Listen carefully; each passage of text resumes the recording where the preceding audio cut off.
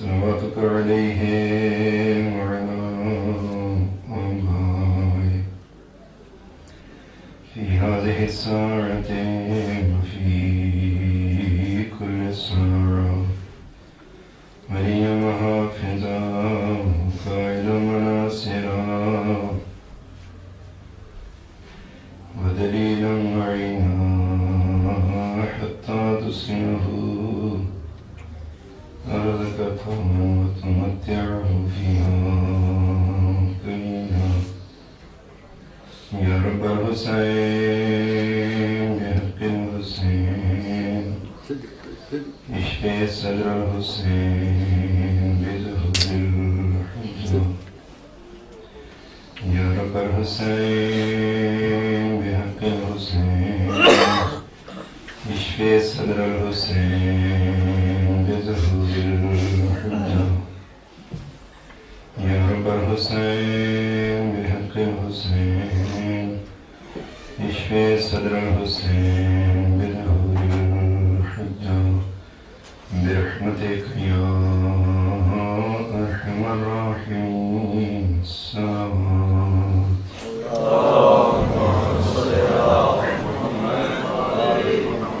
نعرہ تکبیر، نعرہ تکبیر، نعرہ رسالت، نعرہ رسالت، نعرہ حیدری، نعرہ حیدری، حسینیت، حسینیت، یزیدیت، یزیدیت، قاتلان امام حسین بلعنت بر محمد و آل محمد صلوات.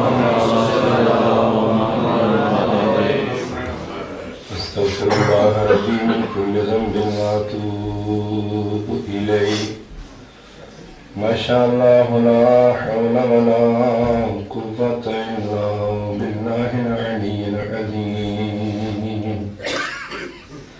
أعوذ بالله من الشيطان اللعين الرجيم. بسم الله الرحمن الرحيم.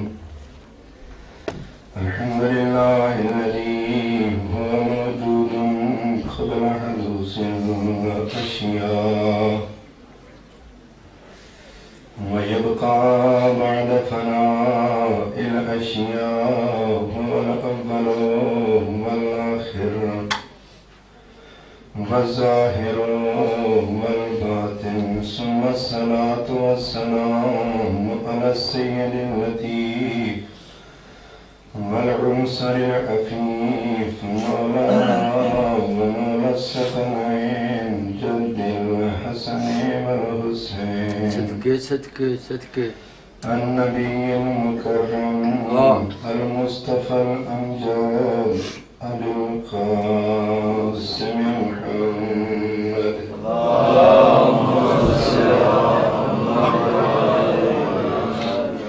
وأهل بيته الطيبين الطاهرين المعصومين المنتجبين المنتخبين المختارين المظلومين الذين أذهب الله عنهم الرجس وطهرهم تطهيرا.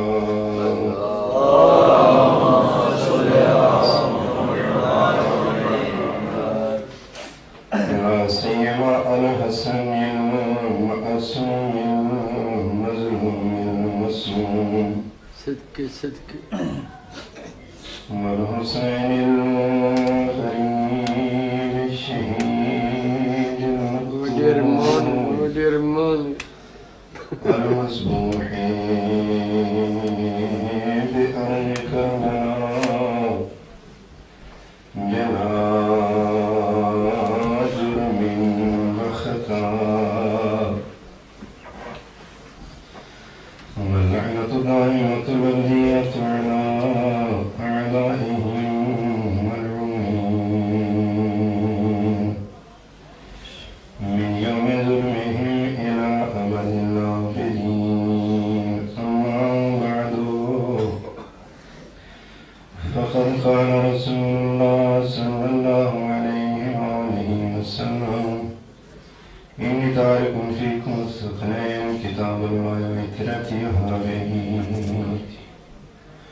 ما إن تمسكتم بهما لن تضلوا بعدي أبدا السلام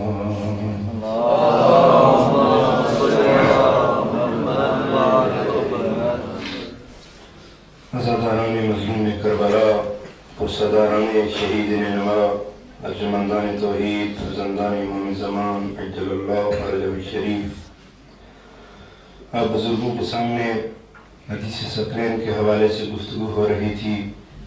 عرض کیا تھا پیغمبر اپنی امت کو خطاب کرتے ہوئے یہ فرما رہے ہیں انی تارک فیکم الثقلین، کہ میں تمہارے درمیان دو گراں قدر چیزیں چھوڑے جا رہا ہوں، کتاب اللہ و عترتی اہل بیتی، ایک کتاب خدا ہے، دوسری مجھ رسول کی پاک عترت ہے، ما ان تمسکتم بہما لن تزلوا بعدی ابدا، جب تک تم ان دو چیزوں سے متمسک رہو گے تو گمراہیاں تمہارے نزدیک بھی نہیں آ سکتی، وَلَن يَفْتَرِقَا حَتَّى يَرِدَ عَلَيَّ الْحَوْض، اور کتاب خدا اور عترت مصطفیٰ میں جدائی نہیں، ان میں انفقاق نہیں بلکہ اتصال ہی اتصال ہے۔ اور عرض کیا تھا کہ مظلوم کربلا نے اس کا بہت بہترین انداز سے ثبوت پیش کیا جب مظلوم کے سر نے نوک سنا پہ قرآن کی تلاوت کر کے بتایا کہ دنیا والوں یاد رکھنا، تم نے میرا سر تن سے جدا کر دیا لیکن مجھ حسین سے قرآن کو نہ جدا کر سکے۔ اب بعض لوگ یہ اشکال کرتے ہیں کہ آیا مظلوم کے سر نے نوک سنا پہ قرآن پڑھا تھا یا نہیں؟ توجہ چاہوں گا، بعض لوگ ہم میں سے بھی اور غیروں میں سے بھی یہ اعتراض کرتے ہیں کہ مظلوم کے سر نے نوک سنا پہ قرآن نہیں پڑھا، اپنی طرف سے نہیں۔ کتاب کا نام مجالس المومنین، شہید ثالث آیت اللہ نور اللہ ششتری کی کتاب ہے، اس میں وہ لکھتے ہیں کہ اے معترض، اعتراض کرنے والے، مظلوم کے سر نے نوک سنا پہ قرآن پڑھا ہے، اب دلیل کیا ہے؟ تو آیت اللہ فرماتے ہیں، یہ شہید فرماتا ہے، یہ لکھتے ہیں اس کتاب میں کہ سورہ یاسین میں ہے، توجہ چاہوں گا، سورہ یاسین میں ہے کہ جب بروز معاشر ہوگا، معاشر کا منظر بپا ہوگا، توجہ چاہوں گا، معاشر بپا ہوگا، گناہگار آئے گا بارگاہ عزتی میں، اس کا ہاتھ بھی اس کے خلاف گواہی دے گا، اس کا پاؤں بھی اس کے خلاف گواہی دے گا، یعنی خلاصہ یہ کہ اس کا ہر عضو بول بول کے یہ کہے گا کہ اس نے یہ گناہ کیا تھا، اس نے یہ گناہ کیا تھا۔ تو یہ شہید ثالث فرماتا ہے کہ جب قیامت کے دن ایک گنہگار کا کوئی ایک کٹا ہوا عضو گواہی دے سکتا ہے، وہ بول سکتا ہے، تو کیا حسین نوک سنا پہ قرآن نہیں پڑھ سکتا؟ سبحان اللہ۔ کیا حسین نوک سنا پہ قرآن کی تلاوت نہیں کر سکتا؟ جو وارث رسول ہے، جو وارث قرآن ہے، مظلوم کے سر نے نوک سنا پہ قرآن پڑھا، لیکن وہ کان چاہیے۔ اب آپ کو ذرا میں کربلا کی چھوٹی سی مثال آپ سے کرتا ہوں، آپ دیکھیں کہ یہ جو روایت ہے، یا شیعتی ما ان شربتم ماہما عذب فاذکرونی، اس کی راویہ کون ہے؟ جناب سکینہ سلام اللہ علیہا۔ کہاں سے آواز آ رہی ہے؟ کٹی ہوئی رگوں سے آواز آ رہی ہے، کٹی ہوئی رگوں سے آواز آ رہی ہے۔ وہ کان چاہیے جو حسین کی تلاوت کو سن سکیں۔ اس حدیث کی راویہ جناب سکینہ ہے۔ کہاں سے آواز آ رہی ہے؟ مظلوم کا سر تو تن کے ساتھ ہے نہیں، سر تن سے جدا ہے، کٹی ہوئی رگوں سے آواز آ رہی تھی، یا شیعتی ما عذب فاذکرونی، جب تم ٹھنڈے پانی پینا تو مجھے یاد کرنا۔ لہذا مظلوم کے سر نے نوک سنا پہ قرآن کی تلاوت کی اور دنیا کو قرآن کی تلاوت کر کے بتایا کہ قرآن ہم سے جدا نہیں اور ہم قرآن سے جدا نہیں۔ کل آپ کے سامنے عرض کیا تھا، اسی سے تھوڑا سا آگے اور تسلسل. کل عرض کیا تھا کہ ہر چیز کے 4 وجود ہوتے ہیں.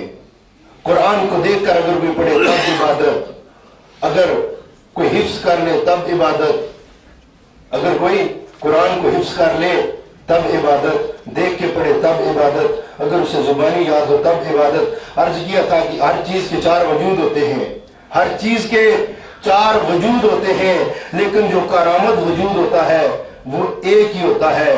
3 وجودوں کی ہمارے نزدیک کوئی اہمیت نہیں. بڑا دور کا اشارہ ہے. 3 وجودوں کی ہمارے نزدیک کوئی اہمیت نہیں. ہمارے نزدیک اگر کوئی وجود ہے تو وہ ایک ہے. جو اس کا وجود حقیقی ہوتا ہے وہی قابل استفادہ ہوتا ہے. 3 وجودوں کی کوئی اہمیت نہیں. جو لوگ کل تھے انہیں معلوم ہے. بہرحال یہ قرآن وہ کتاب خداوندی ہے کہ جس کو اگر کوئی پڑھے تب عبادت. اور واقعاً عظیم سرمایہ ہے یہ قرآن. خالق کی وہ کتاب ہے کہ جس کے بارے میں بہت زیادہ تاکید ہے. آپ سارے لوگ یہاں تشریف فرما ہیں. جب انسان مر جاتا ہے تو جو چاہوں گا، جب انسان، ایک چھوٹے سے مقدمے کے ساتھ میں آگے بڑھوں گا، فقط ایک بات عرض کر رہی ہے کہ دیکھیں انسان جب مر جاتا ہے تو چند ایک چیزیں ہوتی ہیں جو انسان کے بعد، اس کے مرنے کے بعد کام آتی ہیں. مثلا آپ یہاں جو لوگ یہاں پلے بڑے ہوئے، جوان ہوئے، بوڑھے ہوئے، انسان اگر یہاں کام نہ کرے تو تب بھی اسے پیسے ملتے رہتے ہیں، تب بھی اسے پیسے ملتے رہتے ہیں. لیکن مجھے بھی یقین ہے، آپ کو بھی یقین ہے کہ مرنے کے بعد نہ برطانوی حکومت کچھ پیسے دے گی، نہ پاکستان کی حکومت کچھ پیسے دے گی. صحیح ہے. مرنے کے بعد انسان کے اپنے کام ہوں گے. ان کاموں میں سے ایک یہ ہے کہ انسان اپنی اولاد کی تربیت کرے. اور معصوم نے فرمایا تھا کہ اولاد کی تربیت کرو. ہم اہل بیت کی مودت کے ساتھ ایک اور قرآن کے ساتھ 2. ان 2 چیزوں کے ساتھ اپنی اولاد کی تربیت کرو. ایک ان کو محب اہل بیت بناؤ، اور دوسرا ان کو قرآن کی تعلیمات دو. اور مرنے کے بعد ایک مشہور واقعہ بھی ہے کہ ایک بچہ ہوتا ہے، اس کا باپ مر گیا. مختصر کرتا ہوں، میں آگے اپنے موضوع کی طرف آتا ہوں، لیکن یہ ذیلاً چند مقدمتاً ایک باتیں ہیں. ایک شخص ہے، مر گیا، اس کا ایک معصوم سا بچہ، وہ گیا، اس نے جا کر کسی کے ساتھ اپنے استاد سے پڑھا بسم اللہ الرحمن الرحیم. وہ شخص مبتلا عذاب قبر تھا. جب اس کے معصوم بچے نے پڑھا بسم اللہ الرحمن الرحیم تو اللہ نے گوارا نہ کیا کہ میں اس کو اب قبر کے عذاب میں مبتلا رکھوں. تو اللہ نے اس سے عذاب قبر کو اٹھا لیا. اللہ نے اس سے عذاب قبر کو اٹھا لیا.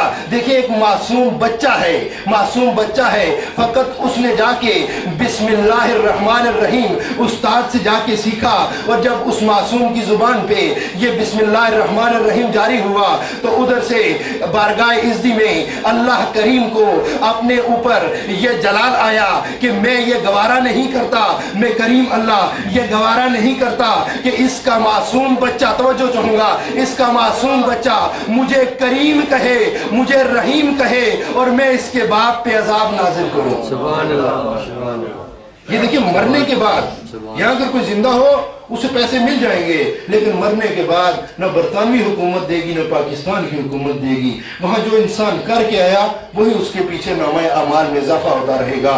بہرحال قرآن انتہائی اس کا ثواب ہے، اور آل محمد بھی اسی طرح. اور قرآن وہ کتاب ہے جو ہدی للمتقین ہے.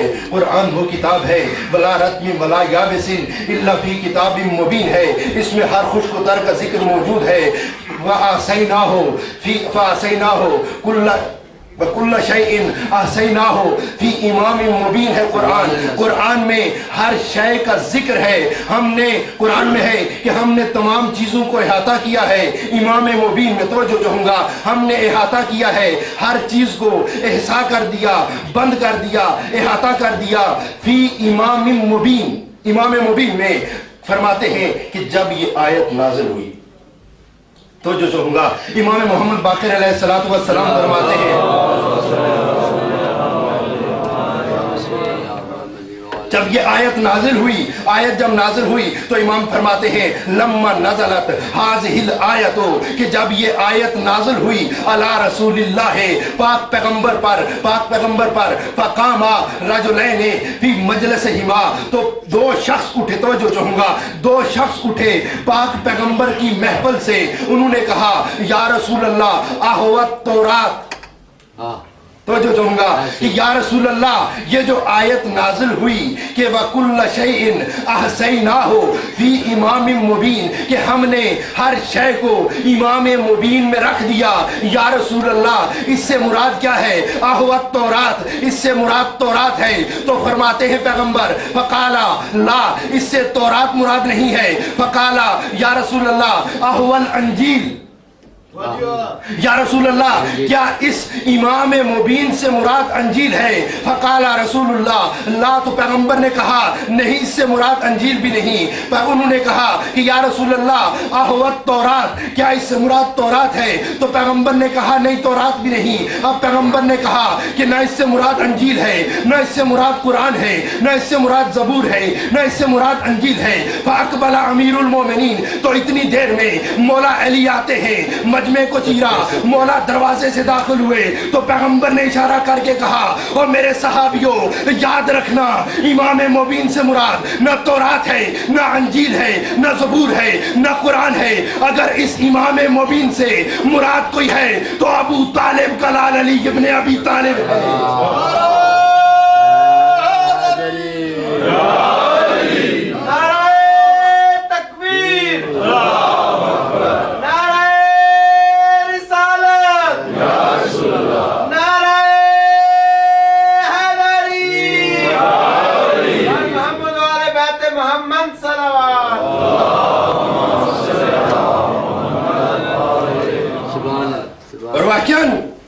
اطرت وہ ہیں کہ جو امت کا علاج کرنا جانتے ہیں، ان میں ہر چیز سے آگاہ ہیں۔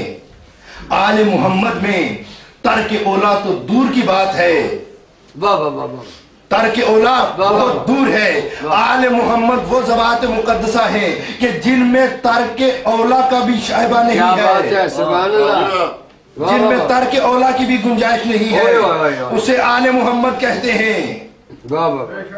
اور امت کی ہدایت کا واحد راستہ یہی آل محمد ہیں۔ اگر آپ دیکھیں ایک دنیاوی مثال، ملموس سی مثال ہے، محسوس مثال ہے کہ جب کوئی کسی کا علاج کرنا چاہے، جب کوئی مریض ہو، وہ کیا کرتا ہے؟ ڈاکٹر کے پاس جاتا ہے۔ جب کوئی مریض ہو وہ ڈاکٹر کے پاس جاتا ہے، ڈاکٹر اسے نسخہ لکھ کے دیتا ہے، اس کی بیماری کی تشخیص کرتا ہے، اسے نسخہ لکھ کے دیتا ہے۔ نسخہ لینے کے بعد یہ شخص کیا کرتا ہے؟ ڈاکٹر کو فیس دیتا ہے۔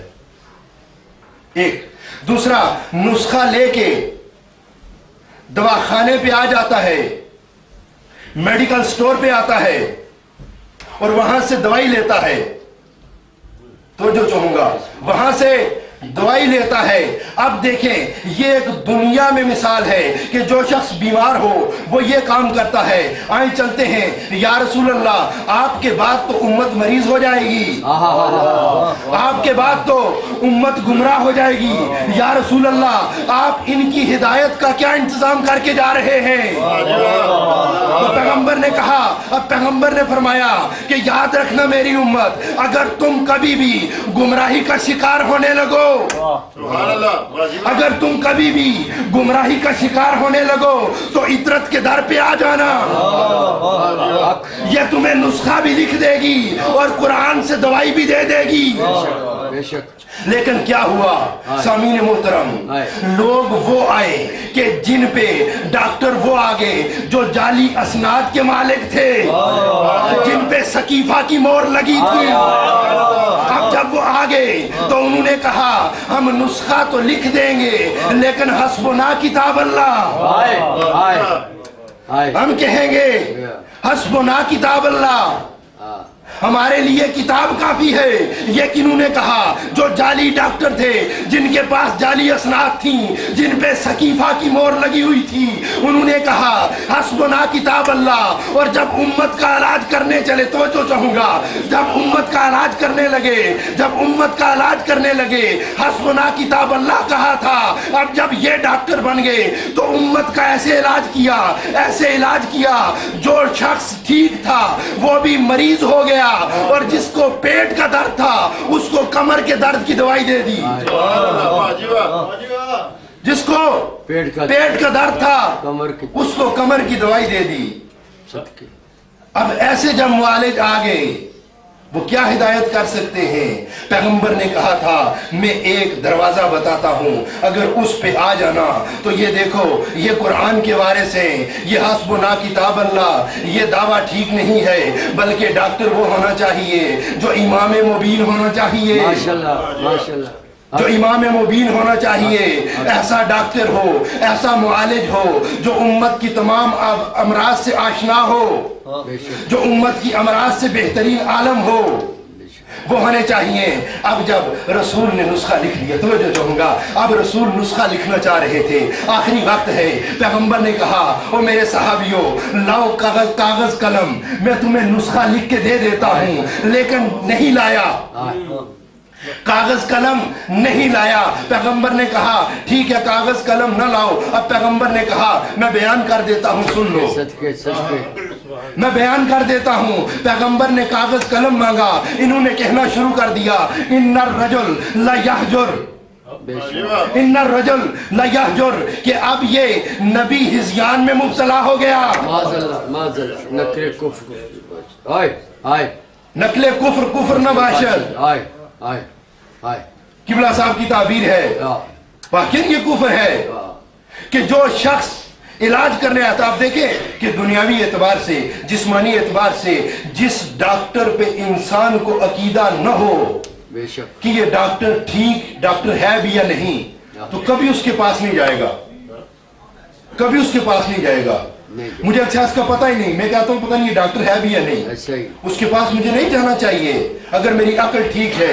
لیکن ان مسلمانوں نے کیا کیا؟ جو امت کا علاج کرنے آیا تھا کہا کہ یہ کچھ نہیں جانتا، یہ ہذیان میں مبتلا ہو گیا۔ تو اب پیغمبر نے کہا ٹھیک ہے تم نے کاغذ قلم نہیں دیا، لیکن میں بتا دیتا ہوں انی تارکن فیکم الثقلین کتاب اللہ و عطرتی، تمہاری ہدایت کے لیے دو چیزیں ہیں، ایک کتاب خدا ہے، دوسری عطرت مصطفیٰ ہے۔ اب جب ڈاکٹر نسخہ لکھ دیتا ہے تو پھر کیا مانگتا ہے؟ وہ فیس مانگتا ہے۔ اب پیغمبر کو کیا فیس چاہیے تھی؟ پیغمبر نے جب ان لوگوں نے پیغمبر کو عذر پیش کرنا شروع کیا تو پیغمبر نے کہا ٹھیک ہے میں تمہاری ہدایت کے لیے آیا تھا، لیکن جس نے مجھے مبعوث کیا اب میں اس کی طرف رخ کر رہا ہوں، تم اجر دینے آئے ہو، میں اپنے اللہ سے پوچھ لوں۔ تو انہوں نے کہا ٹھیک ہے یا رسول اللہ آپ ہمارا علاج کرنے آئے تھے، آپ اپنے اللہ سے پوچھ لیں۔ اب پیغمبر نے اللہ سے رجوع کیا تو آواز قدرت آئی قل لا اسألکم علیہ اجرا الا المودۃ فی القربى، پیغمبر تم ان سے یہ کہہ دو، یہ تمہیں اجر دینے آئے ہیں، تم ان سے کہہ دو کہ میں اس بات پہ کوئی اجر نہیں مانگتا سوائے ایک اجر کے۔ وہ اجر کیا ہے یا رسول اللہ؟ تو پیغمبر نے کہا میری عطرت کی مودت ہے، وہ اجر میری عطرت کی مودت ہے۔ اب سوال یہاں یہ پیدا ہوتا ہے کہ یا رسول اللہ آپ نے تو یہ کہہ دیا کہ عطرت تمہارا علاج کرے گی، آپ نے اجر بھی جو مانگا وہ اسی عطرت کی مودت مانگا، یا رسول اللہ عطرت کیا ہے؟ سبحان اللہ، یا رسول اللہ عطرت کیا ہے؟ تو سامعین محترم اب میں اپنی طرف سے نہیں آپ کو تاریخی بہترین ایک واقعہ سنانا چاہتا ہوں۔ اب جب پیغمبر نے یہ کہا کہ تمہاری ہدایت کے لیے عطرت ہے، اس کا اجر بھی میں عطرت کی مودت مانگ رہا ہوں، تو اب یہ کیسے میں معلوم ہو کہ عطرت کون ہے؟ بے شک عطرت کون ہے؟ تو سامعین محترم میرے بزرگ سامعین امام رضا علیہ الصلوۃ والسلام کا واقعہ ہے۔ امام رضا کا واقعہ ہے کہ یہ مامون عباسی ہے، خدا کی اس لعین پہ لعنت ہو۔ بے شک صبح شام بنو عباس نے یہ کہا تھا کہ ہم آل رسول ہیں، ہم آل رسول ہیں. تو اب یہ امام کو ساتھ لیے ہوئے یہ صحرا کی طرف نکلا. مامون نے امام رضا علیہ الصلوۃ والسلام کو توجہ سے سننا سامعین. اب مامون نے امام رضا کو ساتھ لیا, صحرا کی طرف نکلے. جب امام اس کے ساتھ چل رہے تھے, یہ امام کے ساتھ باتیں کر رہا تھا, اس نے یہ کہا کہ اے علی رضا, توجہ چاہوں گا, اے علی رضا, میرا اور تیرا نسب ایک ہے. توجہ چاہوں گا, میرا اور تیرا نسب ایک ہے. خدا کی قسم قربان جاؤں میں آپ نے امام کے فرمان پہ. امام نے جو جواب دیا, اس نے کہا کہ رسول تمہارا بھی جتنا رشتہ دار ہے اتنا میرا بھی ہے. یہ مامون نے کہا امام رضا کو. اب امام رضا نے کہا کہ مامون تو ایسی باتیں نہ کر, تیری باتوں کا جواب دیا جا سکتا ہے. مامون تو ایسی باتیں نہ کر, تیری باتوں کا جواب دیا جا سکتا ہے. تو اس مامون نے پوچھا کہ مولا فرما دیں, بسم اللہ, مولا مجھے جواب دیں, یہ تو سچ ہے آپ اور میرا ایک ہی خاندان ہے, آپ بھی اطرت رسول ہیں, میں بھی آل رسول ہوں, میں بھی آل رسول ہوں. تو امام نے کہا مامون میں جواب دے سکتا ہوں لیکن نہیں دیتا. اب مامون نے امام کو مجبور کیا. تو امام نے فرمایا, امام کا جواب سننا, امام نے فرمایا کہ اے مامون تو نے یہ کہا ہے کہ میری اور تیری رسول کے ساتھ ایک جیسی نسبت ہے. امام نے فرمایا اے مامون اگر اس پہاڑی کے پیچھے سے, توجہ چاہوں گا, اگر اس پہاڑی کے پیچھے سے ابھی رسول اکرم آ جائیں, اگر اس پہاڑی کے پیچھے سے ابھی رسول اکرم تشریف لے آئیں اور تجھے یہ کہیں کہ تو مجھے اپنی دامادی میں قبول کر, توجہ چاہوں گا, کہ تو مجھے اپنی بیٹی دے دے, تو اے مامون تو رسول سے کیا جواب دے گا, تو رسول کو کیا جواب دے گا, تو رسول سے کیا کہے گا اگر رسول تجھ سے اپنی بیٹی مانگے. تو مامون نے کہا کہ اے علی رضا میں بڑا فخر محسوس کروں گا, میں بڑی سعادت سمجھوں گا کہ اب رسول میرا داماد ہے. توجہ چاہوں گا, امام نے کہا کہ اے مامون تو کیا محسوس کرے گا اگر تجھ سے رسول تیری بیٹی کا رشتہ مانگ لے. تو مامون نے کہا, توجہ چاہوں گا, پھر کہتا ہوں, مامون نے کہا کہ اگر رسول مجھ سے میری بیٹی مانگ لے, میں رسول کو بیٹی دے کے بڑا فخر محسوس کروں گا کہ رسول میرا داماد ہے. توجہ چاہوں گا سامعین. تو امام نے کہا کہ اے مامون بس میرا اور تیرا یہی فرق ہے کہ تو رسول کو اپنی بیٹی دے سکتا ہے اور رسول تجھ سے تیری بیٹی مانگ سکتا ہے, لیکن میں علی رضا آل رسول ہوں, میں وہ اطرت ہوں کہ رسول کو حق نہیں کہ وہ مجھ سے میری بیٹی مانگے.